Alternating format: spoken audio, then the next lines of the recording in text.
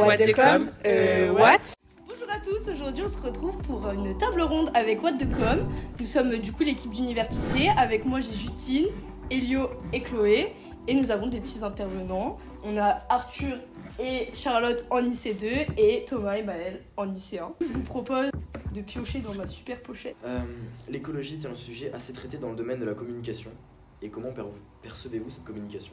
Parce que si on remonte à l'époque de nos parents et même plus loin, celle de nos grands-parents, on voit bien que ça les touche pas comme ça nous touche à nous. Quand tu leur en parles, ils ont un avis beaucoup moins concret que le nôtre. Ils sont beaucoup moins impliqués là-dedans. Pour eux, ils entendent ça à la télé parce que maintenant ils sont aussi modernisés, donc ils regardent la télé et les informations. Mais ça les touche moins. Pour eux, c'est pas générationnel. Ils sont là, ils disent ok, d'accord, ça va toucher les jeunes générations. Ils sont un peu inquiets parce que c'est notre génération, ils tiennent quand même à nous. Mais ça les impacte pas plus, alors que nous, les jeunes, beaucoup impactés. De ces dernières années, il y a vraiment énormément de publicité. On voit les marques qui s'engagent de plus en plus, on voit énormément de publicité par rapport à l'écologie.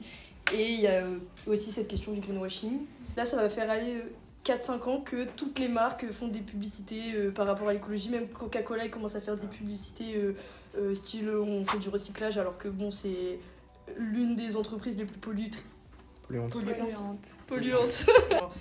trouve que c'est important de se poser la question, vu qu'on est en communication, de est-ce qu'il y a certaines marques qui sont légitimes de parler d'écologie, comment le faire. Moi perso, en fait on en parle tout le temps, donc du coup je trouve ça devient un peu chiant. Bah moi je trouve qu'on s'y perd en fait, parce que tout le monde justement se dit vert et parfois pour certaines marques on peut dire se donne des airs en fait. Vert, et moi je trouve en fait je me perds. Il y a une communication qui est faite, mais soit elle est mal faite, soit en fait on les trouve pas forcément légitimes en fait pour certaines marques. Après, en soi, moi j'ai pas perçu ça comme une communication sur quelque chose, c'est une communication globale pour sensibiliser les populations sur ça. Donc en soi, qu'elle soit légitime ou pas, ça n'a pas trop d'intérêt. Le principal c'est qu'on soit sensibilisé par cette communication, parce que c'est le but de la communication. Oui, après c'est une chose de communiquer sur de l'écologie, alors qu'en vrai ce que tu fais, bah juste ça détruit des hectares et des hectares, ça pollue la planète, enfin tu vois, genre c'est pas... Moi je pense que la force qu'on a quand même en tant qu'étudiant en communication, c'est cette capacité à justement avoir quand même un regard un peu moins naïf sur tout ce qui est de la communication un peu plus critique. C'est-à-dire que quand on voit je pense des slogans de publicité, on va pas les prendre pour argent comptant et on va quand même chercher à comprendre pourquoi ça a été communiqué comme ça. Et avoir tendance à chercher est-ce que vraiment cette communication est pertinente ou c'est une tentative de greenwashing par exemple. Que ça soit à travers l'infographie, que ça soit à travers le ton utilisé, que ça soit tous les outils qu'on va utiliser en communication, je trouve que c'est pas assez prenant. C'est-à-dire qu'on reste quand même sur de la communication assez douce en général. Moi je parle vraiment par exemple, je vais partir sur des affiches par exemple qu'on voit ou quoi. Je suis désolée, il n'y a pas... Peut-être une ou deux fois, j'ai dû me dire waouh, ah ouais, ok, bah ça me donne envie d'agir en fait. Ce genre de message-là, je me dis on peut pas rester là-dessus. Et la plupart du temps, en fait, juste je vois, c'est un peu vert clair avec des nuances. Et finalement, en fait, ça passe trop rapidement. Je suis pas d'accord parce que quand tu vas sur les réseaux, tu peux voir beaucoup de comptes qui dénoncent beaucoup de faits qui sont très choquants. Et c'est juste que c'est très facile de faire mêler sur ça. De manière générale, dans la rue, tu te balades, tu vois, t'as pas un écran avec les réseaux sociaux qui défilent avec plein de vidéos horribles, avec des animaux, tout ça, machin. Parce que c'est fait par des marques pour promouvoir leur marque, donc forcément, c'est quelque chose d'ultra choc, c'est pas guicheur, c'est pas vendeur. Donc, Il pourrait y avoir plus de communication utilitaire. Et en même temps, comme disait Arthur tout à l'heure, s'il n'y a pas ce petit truc qui te dit, ça n'avance pas, et je trouve que la communication, de manière générale, elle est pas assez axé sur du choquant, c'est triste à dire. Finalement, s'il n'y a pas quelque chose pour faire réagir les gens, les gens ne réagissent pas. Moi, à titre personnel, je pense que si je vois un contenu qui est un peu plus choquant, par exemple, qui attire l'attention, je trouve que c'est là vraiment que ça va jouer sur par exemple, l'esprit de la personne ou quoi, ou sur le moral. Tandis que si je vois une affiche, comme tu dis, peut-être sur l'infographie, t'as vu ça, mais si c'est mal fait, si ça met juste quelques couleurs vertes en disant on est vert ou quoi. En tout cas, moi ça m'attire pas là-dessus. Non, le problème c'est qu'on est obligé d'arriver à l'extrême d'images choquantes, de vidéos choquantes pour que les gens réalisent. Arriver là, quoi. Moi j'ai envie de citer une œuvre qui me tient beaucoup à cœur, c'est Pierre et le loup. Je pense que l'histoire de Pierre et le loup nous en dit beaucoup sur la façon dont on communique aujourd'hui sur la question climatique, c'est-à-dire qu'on est tellement inondé de messages qu'au bout d'un moment les messages ne nous affectent plus. C'est-à-dire quand c'est la 157e fois que je vois un message pour me dire que on pollue trop, je sais, m'en fous, et qu'est-ce que j'y fasse, voilà. Ouais. Et je scroll. Donc c'est peut-être justement parler de messages de plus en plus choquants, de plus de messages. Moi, je suis contraire, je pense qu'on fait trop de messages et que ça saoule. C'est ça que je veux dire, parlez pas en quantité, en rajouter en quantité, ça servirait à rien parce que comme tu dis, on se fait inonder. Juste mieux. C'est plus qualitatif et on va dire, après c'est vraiment un avis personnel, mais plus choquant, ça serait pas de refus. Bah après, moi je pense aussi qu'on vit dans une génération où on est constamment confronté à tout ce qui est choquant sur les réseaux et tout. Et donc du coup, on est dans cette échelle de genre plus rien ne nous choque alors que c'est des trucs très choquants. Oui, mais c'est choquant dans la vraie vie. Oui, c'est C'est juste ça, qu'on en est fait. tellement habitué à avoir de violence et de trucs trash sur les Après, réseaux ça- que du coup, bah. Selon vous, l'IUT est-il assez impliqué dans le développement durable et comment pourrait-il l'être encore plus? Qui est au niveau du tri, je trouve ça trop bien. Je trouve que bah, c'est pas de partout où on peut avoir autant de poubelles de tri, etc. Donc que ce soit pour le verre, pour les déchets organiques, pour l'emballage, etc., etc. Juste peut-être que c'est pas assez expliqué, que les signalétiques c'est pas assez évident pour tout le monde, ou peut-être modifier ça et rendre ça plus accessible pour tout le monde. Bah, vu que l'année dernière, du coup, on était au lycée et passé ici, je trouve qu'on voit vraiment la différence. Ah ouais. Moi, je la trouve, enfin, du moins l'établissement où j'étais, honnêtement, quand tu arrives là, tu la vois la différence en termes d'écologie, je parle. Après, évidemment, comme tu as dit, on peut toujours faire mieux. Par rapport à quoi? La propreté, je dirais, même le petit parc, c'est près du centre là, les poubelles, tout ça, la propreté des toilettes.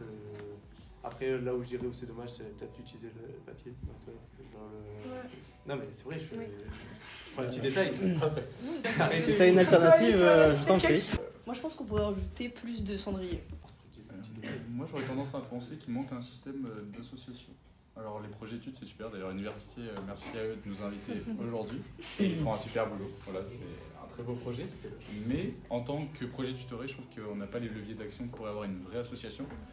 Et je trouve ça dommage, d'ailleurs, qu'il n'y ait pas d'association pour l'ensemble des projets. Mais là, du coup, sur le thème de l'écologie, je trouve ça dommage en termes de moyens d'action que ce ne soit pas une association concrètement, que ce ne soit pas transversal entre les différents pôles. C'est-à-dire, là, c'est limité à la communication. Pour moi, il devrait y avoir une asso du pôle, enfin du campus, pardon, sur le sujet de l'écologie, au même titre que j'aimerais qu'il y ait une asso sportive.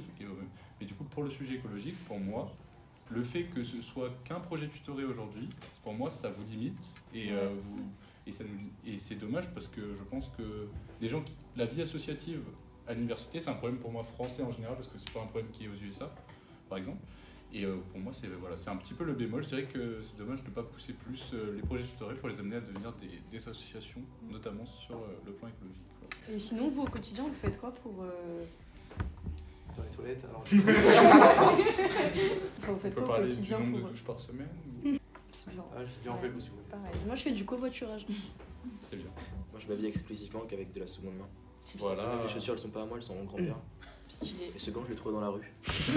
Moi, pour ma part, je fais mes vêtements moi-même des fois, où je fais des accessoires en crochet ou en couture. Et du coup, j'adore ça, enfin, c'est trop bien. Et tu participes à des marches.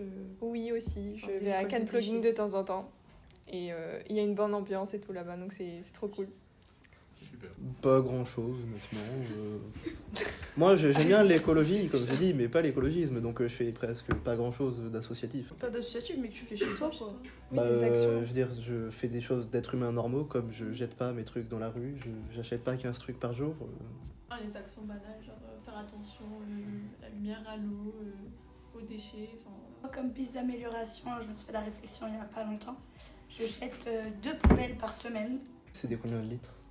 Non, mais si t'as une poêle de 50 ou Non, 20, non, mais, c'est 50, on a C'est dit. une 60. grande poubelle. D'accord. Une grande poubelle. Mais il y a une réponse à cette consommation. Je te conseille la consommation en vrac, où il y a souvent les magasins, ils proposent des stands où tu peux choisir ta consommation. T'es pas obligé de gaspiller du papier et des aliments, donc tu peux emmener des fois ton bocal et tu te sers en fonction de ce que tu as besoin. Des trucs où tu fais comme ça. Ouais. Ok, oui, oui. et où t'en fous partout. Non, Pour ma part, pas en règle générale. chez mes parents, par contre, j'essaye de faire pas mal de trucs. Donc déjà, on a un potager, un compost pour Moi éviter les déchets. Et c'est vrai que je trouve que dans le cadre familial, à plusieurs, c'est plus simple de Plus s'organiser facile, qu'en ouais. tant qu'étudiant seul. Après, pour le compost en soi, t'as pas besoin d'argent. Bah, t'as besoin d'espace. Oui. Oui, Moi, je vais pas en mettre au crous là. Poubelle, faites exprès des Après, il y a un conteneurs. coin vraiment au Crous, je crois, il y a des poubelles et tout dédiées à tout ça, donc je pense que ça pourrait être faisable en vrai. Alors moi, honnêtement, je suis pas dans la situation d'étudiant qui vit au Crous. Moi, je vis encore avec mes parents, mais de mon côté, je dirais que ouais, je suis un étudiant banal et je dirais que j'évite évidemment de surconsommer, peut-être, je sais pas, par les aliments, peut-être même les habits ou quoi. Genre, j'ai toujours les mêmes et puis voilà. Trop bien. Je pense qu'on a fait le tour de, Ouais. tous les sujets. Merci déjà à l'équipe d'université, merci à ceux qui ne font pas partie du projet d'avoir participé, c'était super intéressant. Et franchement, ça mériterait d'autres tables rondes.